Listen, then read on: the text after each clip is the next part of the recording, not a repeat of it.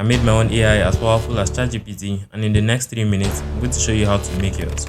The first thing to making your own personal AI, especially one as powerful as ChatGPT, is knowing about machine learning, deep learning, artificial intelligence, neural networks. But I have absolutely no idea what all those things mean. And really, you can't actually learn them under a short period of time. Fortunately, on March 1st, 2023, OpenAI released a brand new model called GPT 3.5 Turbo in their API. It helps lazy people like myself to build their own ChatGPT clone. Well, the concept to using this API is simple. You give the AI its purpose, which is the first message. You have a conversations list to keep track of the messages you have been sending to the AI and what it has been responding with. The purpose is so that it can remember what you have said in the past. So saying this, you already have a head start. Open any text editor of your choice and import OpenAI. Oops, you definitely have to install OpenAI first. Now we're going to get something called an API key.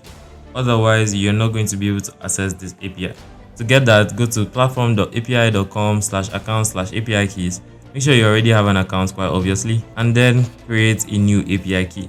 You're only going to be able to see this once, so copy it right away. Go back to your code, type openai.api key and set it to be whatever you just copied.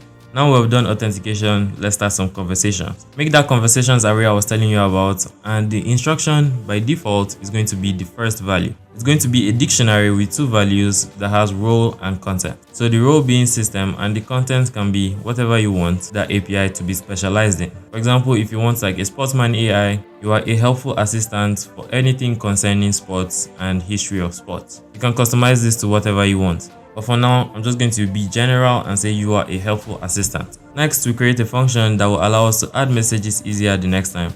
This is taking two arguments, the actual message and its user. If it's user, then role should be equal to user, else role should be equal to assistant. Then we can just shorten this with a ternary if statement. Next up, we return the dictionary just like our initial message. For the last lap, we have an infinite loop of input statements. Then whenever we get a prompt, we first add it to the conversations. Then we'll do openai.chatCompletions.create, and here we'll set the model to GPT 3.5 Turbo and pass our messages like this. You can pass in some other variables like max tokens, number of outputs to generate, temperature, yes, temperature. And I covered all these details in the course linked below, as well as image generation, audio to text transcription, and a lot others with this API. Do want to check it out if you're interested. Anyways, now that is done, we can store it in a response variable so that we can see what comes back. We can't just print this right away because the API returns a lot more than just the output. So we're going to filter it out with this. Feel free to print the entire response so you can see what I'm talking about. Now we've gotten what we want, we will print it, append it to the conversations. Just like that, we have our own ChatGPT in the terminal. Do want to smash that like button if you like, smash dislike if you don't.